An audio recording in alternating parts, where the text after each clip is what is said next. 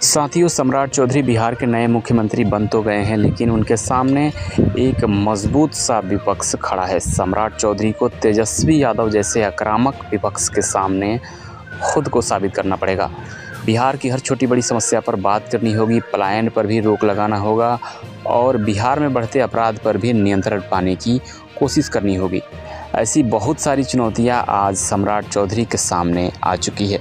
साथियों, बिहार में सम्राट चौधरी का मुख्यमंत्री बनना कोई संयोग नहीं है, बल्कि भाजपा का एक ऐसा प्रयोग है जिस प्रयोग के बाद अब बिहार से लालू नीतीश युग का अंत हो गया है। अब तेजस्वी यादव के सामने सम्राट चौधरी होंगे, यानी दूसरे शब्दों में कहा जाए तो एक बहुत ही मजबूत पार्टी जिसका नाम भाजपा है वो होगी। और कहीं ना कहीं देखा जाए तो इसका सीधा असर अगले साल होने वाले यूपी में चुनाव पर भी हो सकता है। अब मन में सवाल उठ रहा है कि क्या बिहार के लिए मुख्यमंत्री के रूप में सम्राट चौधरी सही व्यक्ति हैं, या फिर नीतीश कुमार ही ठीक थे, या फिर उनके बेटे निशांत कुमार को बिहार का रखवाला बनना चाहिए। आप सभी से विनती है कि अपनी कीमती राय हमारे साथ ज़रूर शेयर करें। आपकी एक छोटी सी राय पूरे देश में बड़ा परिवर्तन ला सकता है।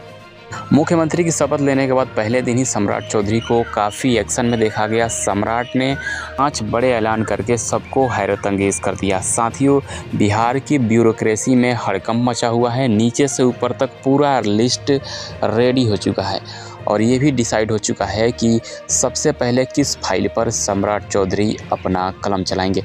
साथियों, जब सम्राट चौधरी सीएम की शपथ ले रहे थे, बाहर कर रहे थे बहुत सारे बुलडोज़र, और फिर जो हुआ उसे देखकर पूरा विपक्ष सन्न रह गया। बिहार में पहली बार कोई भाजपा का मुख्यमंत्री बना है जिसका इंतज़ार भाजपा काफ़ी समय से कर रही थी। और अब सम्राट चौधरी ने शपथ लेने के पहले दिन ही 5 बड़े ऐलान करके बिहार की राजनीति में खलबली सी मचा दी है। साथियों, राजधानी पटना में जब सम्राट चौधरी को राज्यपाल महोदय शपथ दिला रहे थे, उस दौरान नीतीश कुमार सामने बैठकर मुस्कुराए जा रहे थे।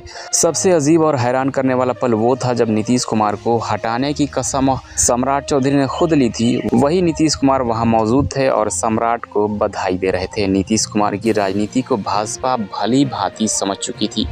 उन्हें मालूम पड़ गया था कि नीतीश से आगे निकलने की होड़ में न केवल गठबंधन को नुकसान है, बल्कि उनके राजनीतिक जीवन को भी क्षति हो सकती है। मुख्यमंत्री का पद संभालते ही सम्राट चौधरी ने भ्रष्टाचार के खिलाफ जीरो टॉलरेंस की नीति दोहराई है और साफ शब्दों में कह दिया है कि प्रशासनिक लेवल पर पारदर्शिता सुनिश्चित करना उनकी पहली प्राथमिकता होगी। जनता की शिकायतों पर तुरंत एक्शन का वादा किया है। सम्राट चौधरी मुख्यमंत्री बन तो गए हैं, लेकिन तेजस्वी यादव की रणनीतियों को काउंटर करना होगा और अपने गठबंधन में जेडीयू और चिराग पासवान जैसे सहयोगियों के साथ तालमेल बिठाकर चलना होगा, ताकि गठबंधन में कभी भी दरार ना आ सके।